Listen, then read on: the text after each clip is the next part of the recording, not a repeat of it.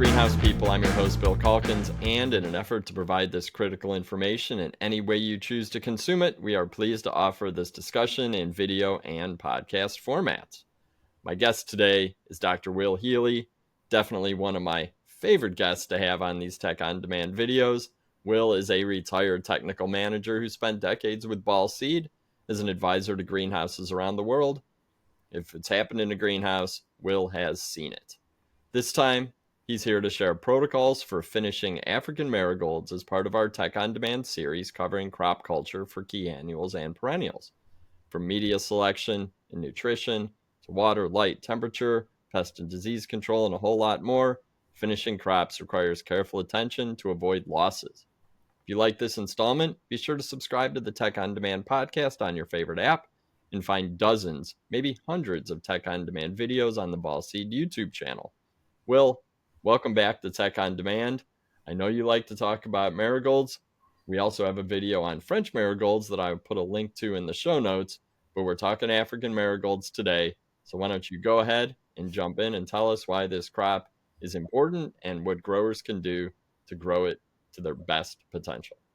Well, Bill, I'm glad we're going to talk about marigolds separate, French versus African, because, it's kind of like talking about apples and oranges.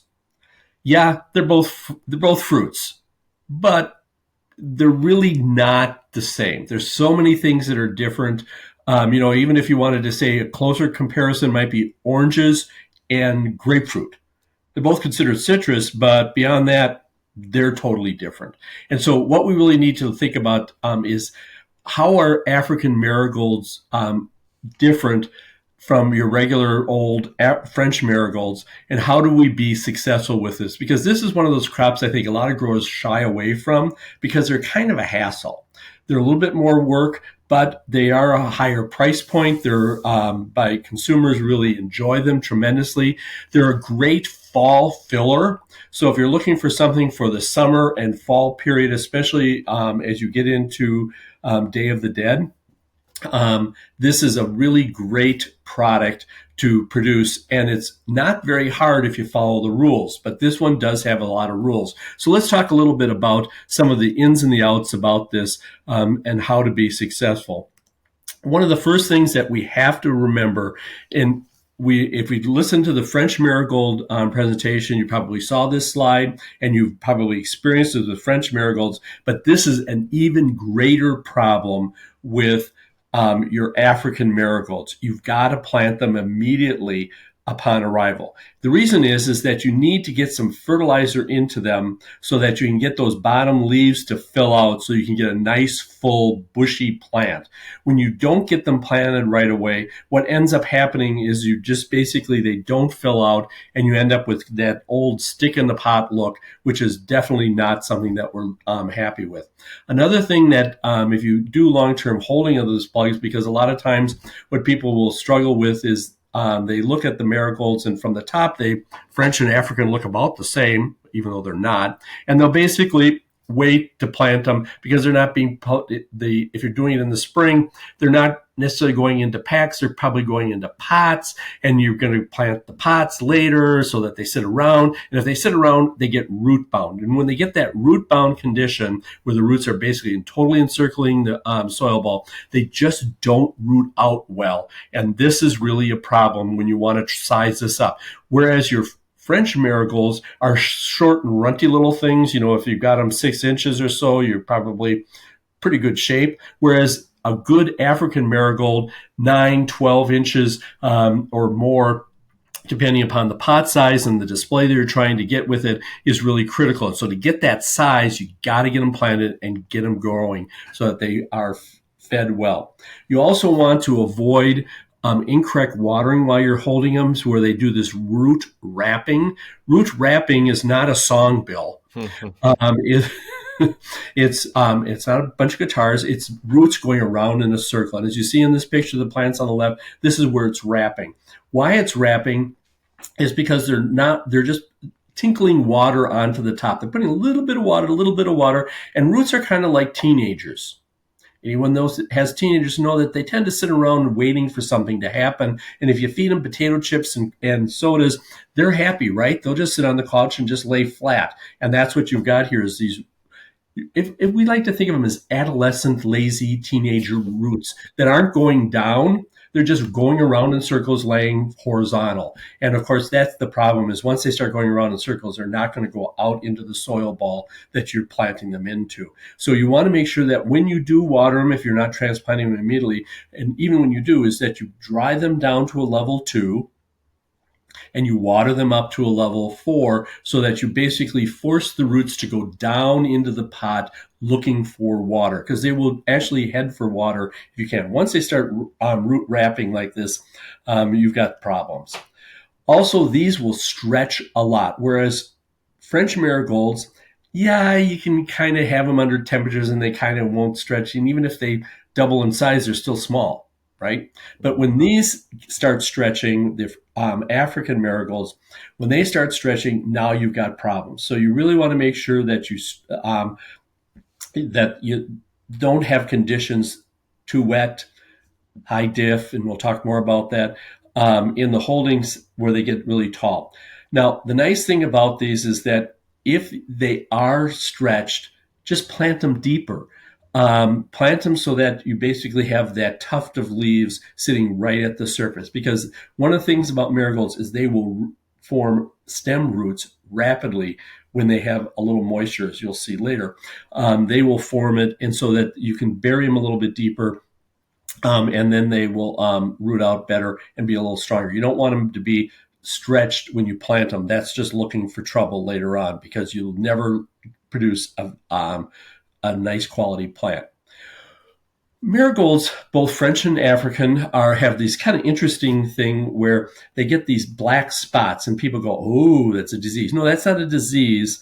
What that is iron toxicity. Those are just little cells that basically have accumulated excess amounts of iron. And of course they say, well, where's that iron coming from? Well, African marigolds are more susceptible to this problem than French marigolds. So if you've got a little bit of problem with the French, you really are going to have problems with the African. What's happening is that the phosphorus is deficient or way too low. And as you have phosphorus deficiency occurring, the plant is looking for phosphorus. And what it does is it sends out acidic solutions into the soil ball off the end of the roots to basically free up the bound phosphorus that's on the soil. This is basically what happens in its native habitat. And as we know, you can take a plant out of the country, but you can't take the country out of the plant. So in its native habitat, it's grown in soils that are very deficient in phosphorus, or the phosphorus is bound. And so to release that phosphorus, what happens is it basically acidifies the soil, and then the phosphorus released and the plant is a happy plant. Unfortunately, in our planting them in sphagnum peats and different peat mosses, what happens is then, because there's no buffering in it or inadequate buffering, it basically drops the pH. And when the pH drops, iron becomes rapidly available, and then basically the plants take up the iron and you get these spots. When you start seeing spots, you've got yourself a definite problem. One of the challenges we have with African marigolds, which is very different than French marigolds, African marigolds have a much longer crop time. Most soils have a charge that's good for about 8 to 10 weeks. And then at that point, they assume that the water quality will have enough alkalinity, bicarbonate in it to keep the pH up, and that tends to buffer the soil.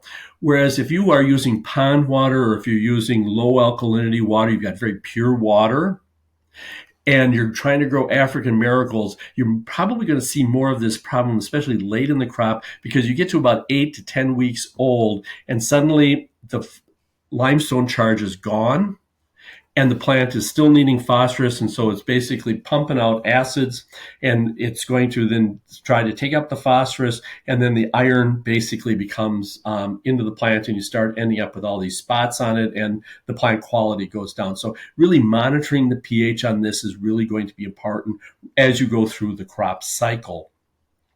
If we take a look at the plug trays in the picture on the right here, it shows extreme examples of low phosphorus. These plants were grown on the cool side, but the plants on the left were fed with 15015, and the plants on the right were fed with a phosphorus containing 17.5, 17, 13.2, 13, any number of different fertilizers that have a little phosphorus in them. And as you can see, you put a little phosphorus on it and all of the problems suddenly disappear. And of course, the spotting is not there. So I'm kind of spending a lot of time talking about this because when people don't grow marigolds, they say, well, I can't get a quality plant. Well, a lot of times it all goes back to this specific problem where they didn't monitor the pH, they didn't put on phosphorus, and they ended up with iron toxicity, which of course then makes the crop unsaleable.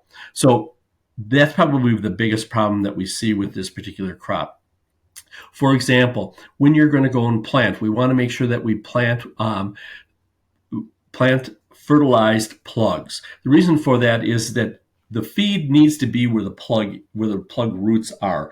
And of course, if you go and you think about it, when you take the plug and you put it into a pot and you fertilize it, there's enough leaf canopy that it sheds all the fertilizer off into the soil around it, and there's no fertilizer where the roots are. And as you know, Bill, you can't get fertilizer taken up unless the fertilizer is where the roots are. The roots take it up.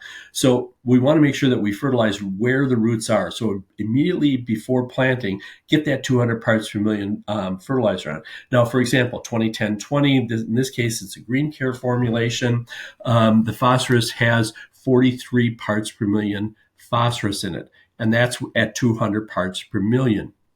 So we want to make sure that we're actually doing that. And the iron is okay, manganese is okay, all the other nutrients micronutrients are fine. Now, if you can't plant them right away, so sometimes you have to hold them because of just the volume that you're trying to transplant, you may want to wait and at that point add 300 parts per million. Now, why do we add 300? Well, not only do you get more nitrogen because you've had 3 days where you probably just put water on them, clear water, and you've leached any fertilizer out, but also because it gives you a little bit bigger shot of phosphorus, because at 200 parts per million, you have 43 parts per million of phosphorus. If you have 300 parts per million of nitrogen, you have 50% more nitrogen and 50% more phosphorus. So if we basically have 43 plus 50% more is about 63, 64 parts per million phosphorus. So you're getting in a good shot of phosphorus to make sure that the roots and the plant has adequate phosphorus so that you don't run into this problem in the early part of the crop. If by chance you have to hold them for longer than 7 days, sometimes the pots don't show up. Sometimes there's too much transplant. Sometimes it just doesn't happen. So if you have to wait more than 7 days, you want to make sure that you're fertilizing with 50 to 75 parts per million on a weekly basis at minimum to prevent any fertilizer stress, and then add 200 parts per million at planting. Now, 50 parts per million, you have to remember, is 1/4 the amount of 200 parts per million. So you've got 1/4 as many parts per million nitrogen, and you have 1/4 of the parts per million of phosphorus. So therefore, you're only putting on 10 parts per million because 43 divided by 4 is 10-ish, 10, 11 parts per million. So you're putting only about 10 parts per million if you're using 20-10-20. And so therefore, you really need to kind of jack it back up just before transplanting with the 200 parts per million. Now, remember, when you're using 20-10-20, you are putting on a fair amount of phosphorus and ammonia, which will cause and promote stretch. So you need to be aware of that, especially early in the season. Later in the season, under high light conditions, if you're doing it during the summer, it might not be as much of a problem. But during the really early plantings, you may want to be thinking about, we need to get a growth regulator on fairly rapidly so that they don't stretch on us. But as you'll see later, this pre-plant fertilization may be a big boost and maybe the most you need to put on to get the plants to do what you need them to do. Normally, we use a wide range of containers. If you're using cell packs, you really want to use a fairly low count, like an 1801.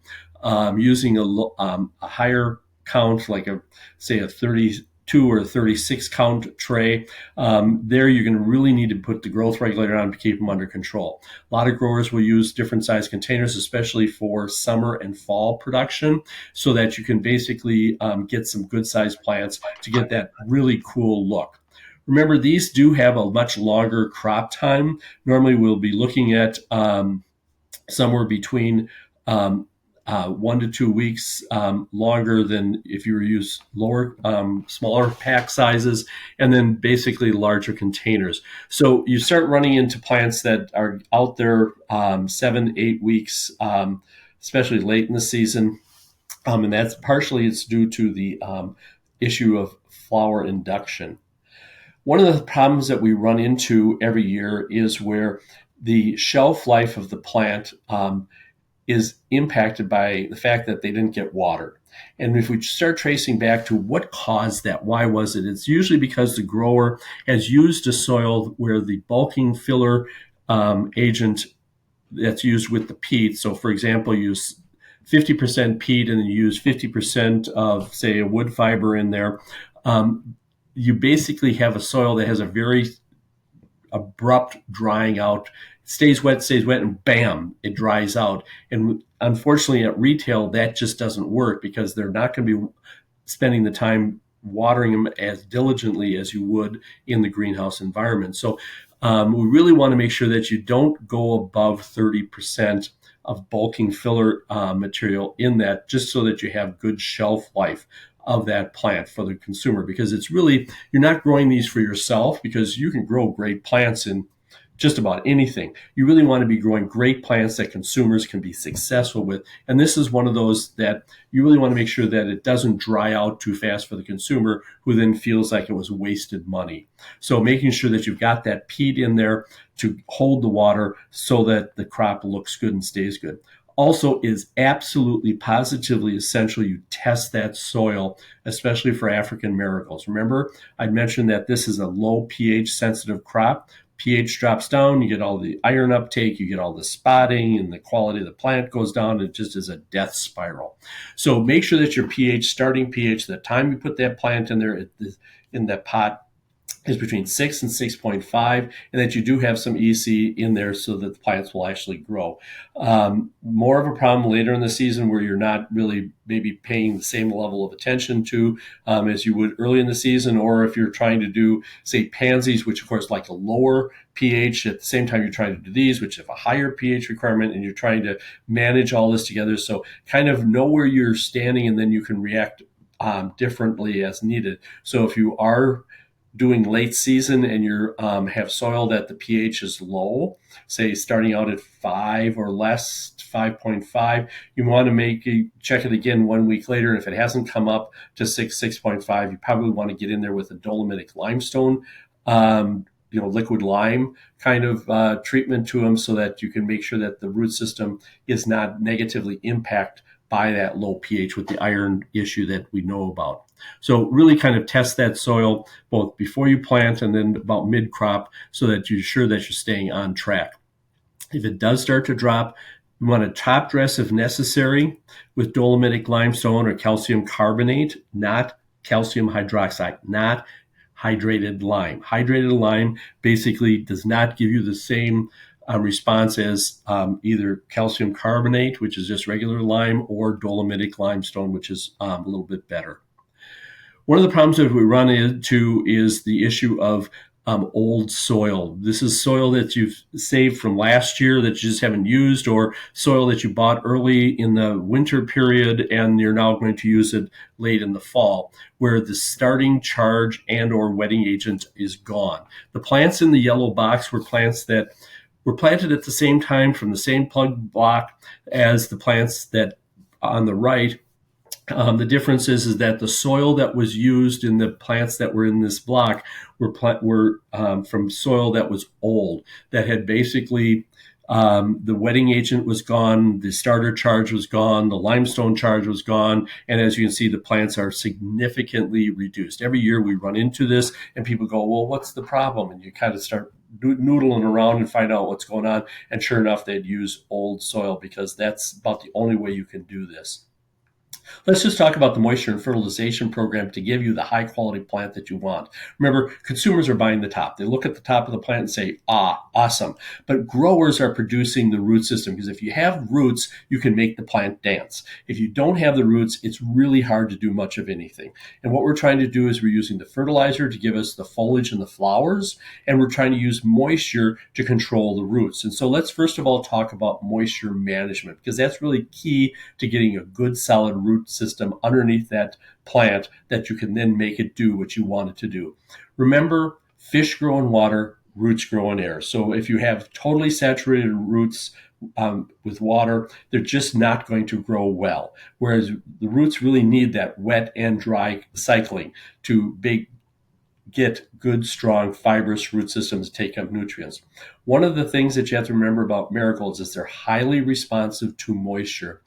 If you keep them continuously wet, notice the soil has kind of a little bit of a green cast to it. See all that? And that's not the plants, that's just algae growing on there. What they'll do is they'll start forming these stem roots. If you see these stem roots forming, that's just like alarms and bells going off all over the place saying you're too wet. You're keeping this way, way, way too wet.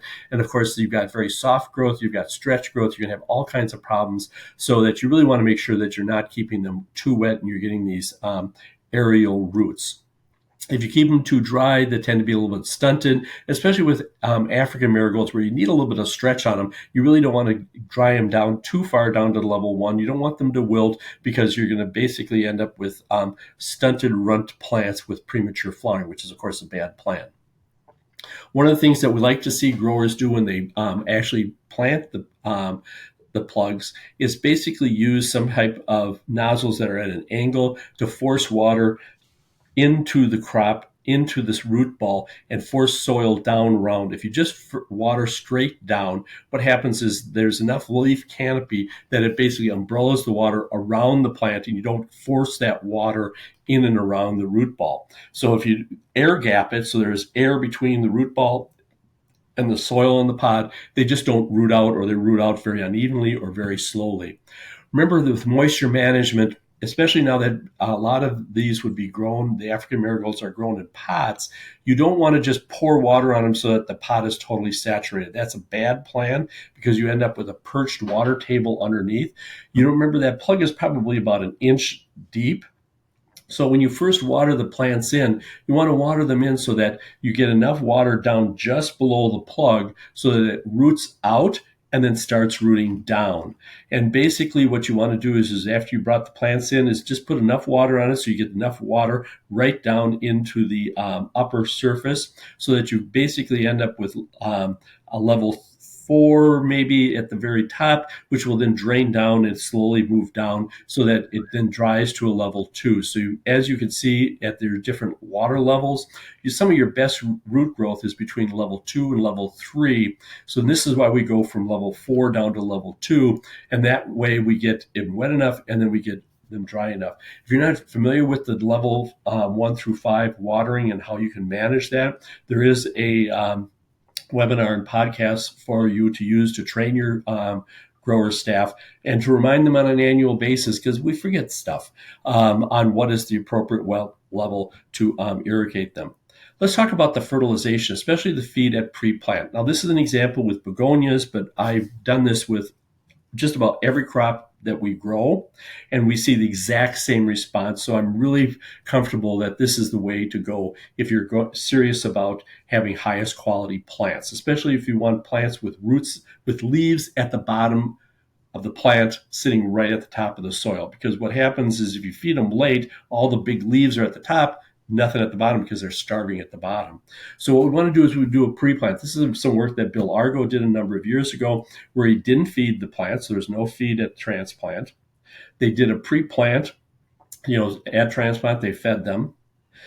They fed them at pre-plant and again at day 14, or they fed them at pre-plant plus day 7 and day 14, and then a pre-plant plus at day 0. So they planted them, pre-plant, feed, planted them, fed them, day 7, and then again day 14. And as you can see, as far as filling the plant out, there really isn't that much difference between just doing a single pre-plant or feeding it multiple times. So the take-home message here is, if you get that feed in as a pre-plant, is there really a lot of need for later on? You can basically, if you need to feed later on, you use that to kind of custom to the artistic part of growing, which is to size the plant up, to color it up, to feed it, to get it to do what you want. So you don't have to be putting too much feed, because one of the problems, especially with African marigolds, is the more you feed them, the bigger they get. The bigger they get, the more growth regulator you have to put on. The more growth regulator you have to put on,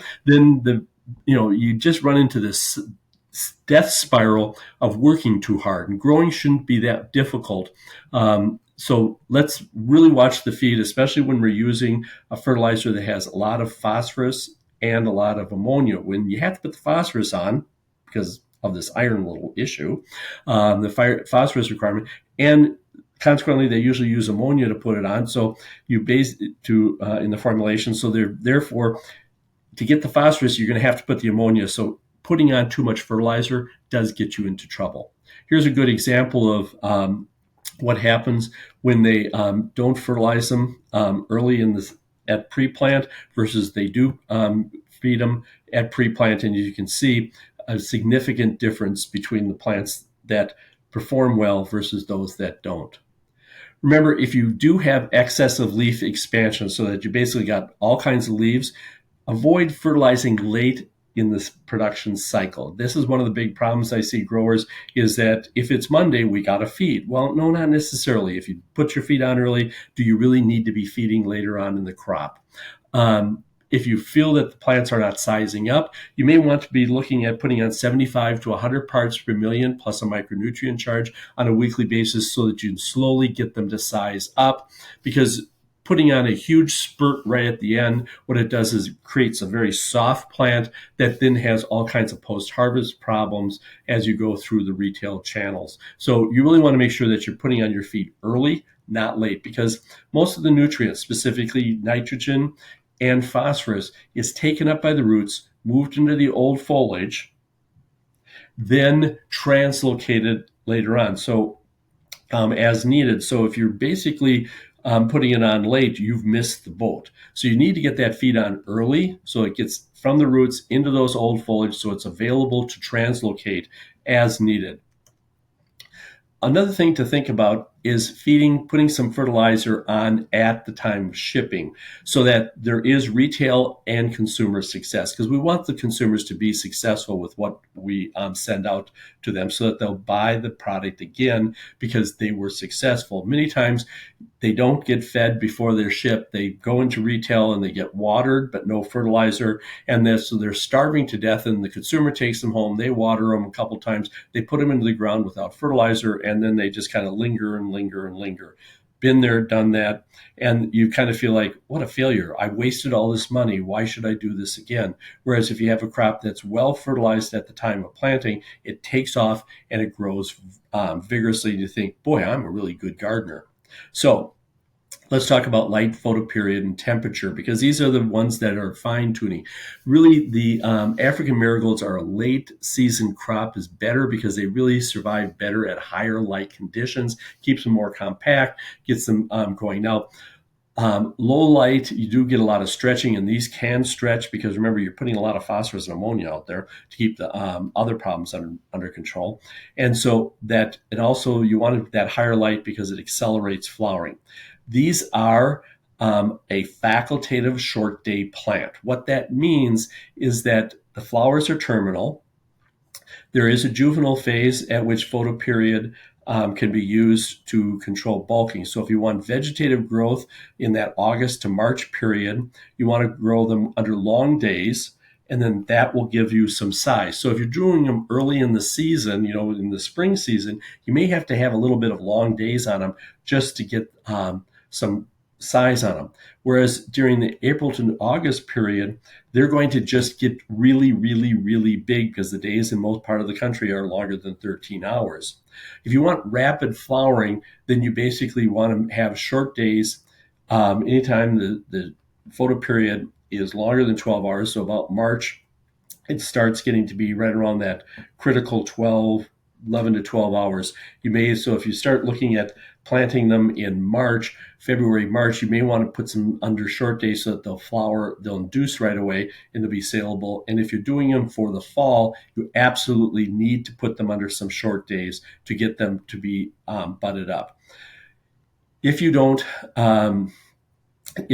get that photoperiod on them, they'll just get big, vegetative, and big and bulky. And that's one of the reasons why a lot of growers shy away from trying to do them for the fall, is because you do need the short days. Now, if you're doing chrysanthemums and you're doing an early chrysanthemum, this is a perfect companion crop to a short day chrysanthemum crop, because you can basically manage it very similar in your production system. Let's keep in mind also the temperatures. Marigolds do have a low base temperature. Low base temperature means at what temperatures do they not grow? Growth stops. So if you have 40 degrees, there is going to be no growth. So early in the season, if you're growing them in a really cool greenhouse, they're going to be very slow. They've got a longer crop time than a French marigold, and so therefore they're just going to delay them, and they're going to be like bad relatives who just will not move along and just hang out with you. What we want to do is make sure we grow them warm. That's why they're much better late in the season and as a summer and fall crop, because you can keep them warm. You put a little growth rate, you put them under short days, you can get them induced, and they pretty much turn around pretty fast. And so you can have a pretty good crop time on them so that you can get the turn on them. Remember, keep the soil temperature up. These are really sensitive to low soil temperature. If they don't have low warm roots, they're just not going to take up water, they're not going to take up nutrients, and therefore they're just not going to grow. Remember, their high day temperatures, you have to kind of watch that because of the diff issue, because remember, high day, low night, plants will stretch. So we really look at late season for this as being much more successful than putting them early season when you're trying to push other crops into the season. Let's talk about controlling stretch. You've tried watching excess fertilization because that gives you leaf expansion. Excessively high ammonia plus phosphorus fertilizer, especially when you put it on multiple times, you're going to get leaf and stem expansion, and you're going to stretch a lot. You may want to, if you're insisting on feeding the plants, you may want to alternate with a 14-0-14, and that'll give you a little bit more promote a little more toned crop, a little bit more compact growth. But make sure that you've got that phosphorus on early, or else at the end you're going to end up with a lot of spotting. But remember, diff is your first line of control, and remember that with diff, it's the day temperature minus the night temperature that basically helps you understand how much stretch you have. Now, growers go like, well, yeah, but I don't have a $60,000 or $100,000 environmental controller to tell me all this information, to tell me what my diff is. What can I do? Well, you can do something really fancy. Is you get a day-night temperature thermometer, and every morning when the people go out to start checking their crops, they write down the day, the high, they write down the low from the previous night. And so you can kind of calculate what the day minus the night of the previous day was. And if the diff was high, that you can anticipate that the plants are going to stretch. So therefore, you have to be asking yourself, should we be putting growth regulators on these so that they're the compact and they hit the size requirements that we have? So you can use this as a tool to help you decide, should we put growth regulators on or not? So if you've got a lot of days where you've got a 20-degree positive diff, well, these are going to stretch. So therefore, you do need to put growth regulators on them. And of course, depending upon how big the plants are, will dictate which growth regulator you should use. And we'll talk about that in a moment. But you can use this as a guidepost to tell you where you are and help you decide, because these plants tend to be sold as a taller plant than most of your bedding plants. And so therefore, you really need to make sure that you're on track with hitting the right size, because too tall will be floppy, too small will not be saleable. So let's just talk about growth regulators, because most likely with this crop, you will be using growth regulators. Using diminazide or B9 is really important, especially if they're in long days and just before they go to short days.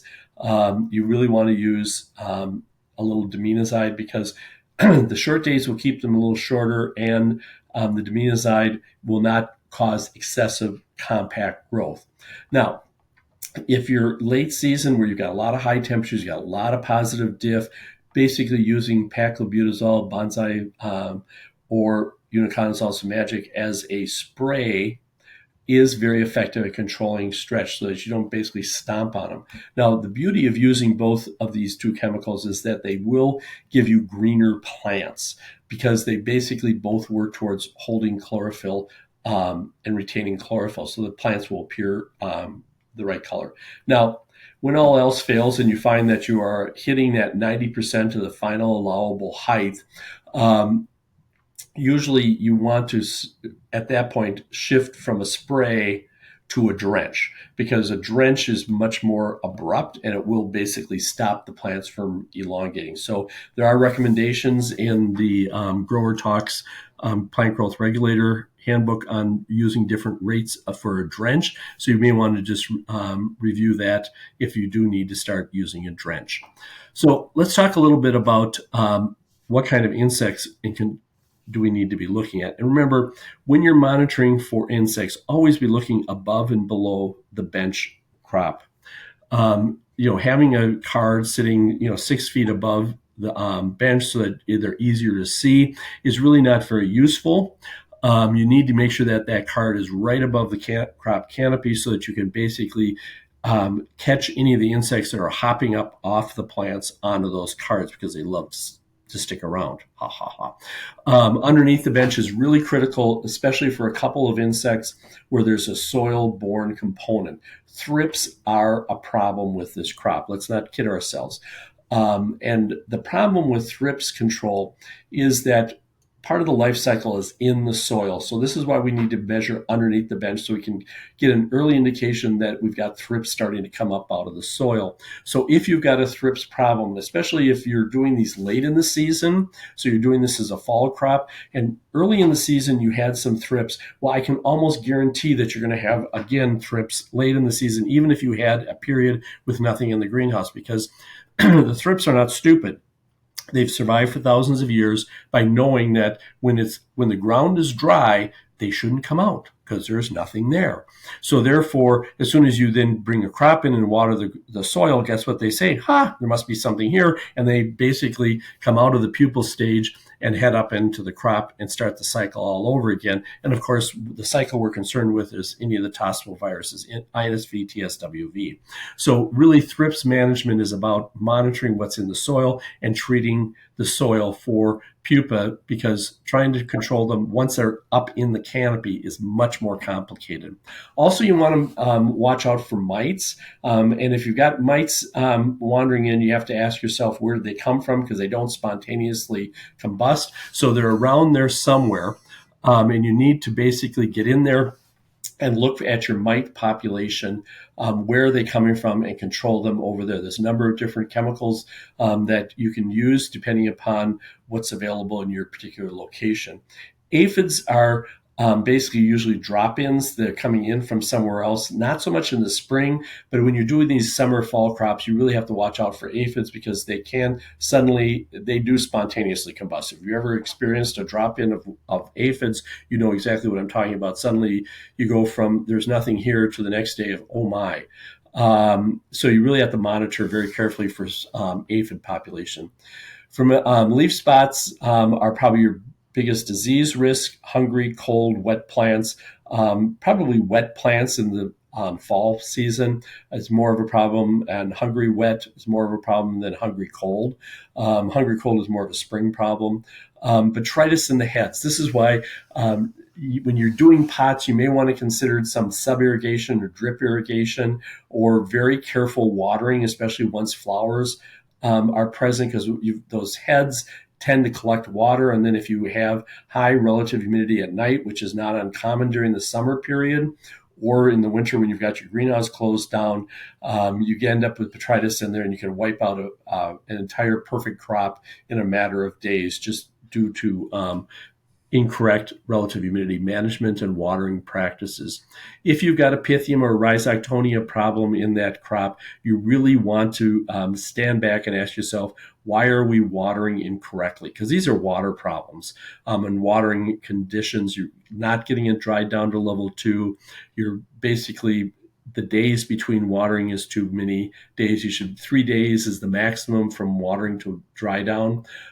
So you really need to really ask yourself what's going on in our greenhouse that's preventing us from being successful there. So, Bill, I hope that that kind of gives us an overview of some of the things that are different than French marigolds and how we can handle African marigolds, because it is still the absolute queen of the marigold crop. It is the absolute most spectacular when grown well, and people absolutely love them because they bring back fond memories of them being in kindergarten when they gave their mom that marigold seed for Mother's Day. So really need to go back and ask ourselves, how can we do more African marigolds to either extend the season or just create that joy that this particular crop has? So any other comments, Bill? I think that, well, I love African marigolds. I think they're beautiful. We actually plant them at my mother-in-law's every single year, and they tend to be absolutely beautiful. But sometimes we do get them that just don't grow. Yep. And it sounds like, well, you've given some ideas of why that might happen and how to avoid it. I also think when you talked about African marigolds for Day of the Dead, that's something we're seeing as a huge trend right now. It's definitely a growing market and something that a lot of growers are asking about. So thank you so much for giving tips on that. And like you said, they can be a challenging crop. They're a lot longer of a crop than French marigolds, but if you follow the rules, you should be able to produce a Yep. beautiful crop of African marigolds. So thank you for showing this slide, because you can find dozens, if not hundreds, of tech on demand educational resources online. It's one of the things we really pride ourselves on. Every week, I send a newsletter covering a range of topics. We've created tons of videos for professionals of all skill level. You can find those on the Ball Seed YouTube channel. Tech on Demand podcast is a great way to learn about technical topics on the go. I think we have more than 150 episodes now. And if you want to connect with a global network of more than 6,000 of your peers, jump into the Greenhouse Tech team on Facebook. It is a closed group, so you do have to ask permission to join, but all you have to do is answer a couple simple questions to prove you're a professional grower, and I will let you right in. So, Will, once again, thank you so much for your time. I know we'll talk again. We got some more finishing annuals presentations to get through, and thank you so much for your willingness to share this information with our audience.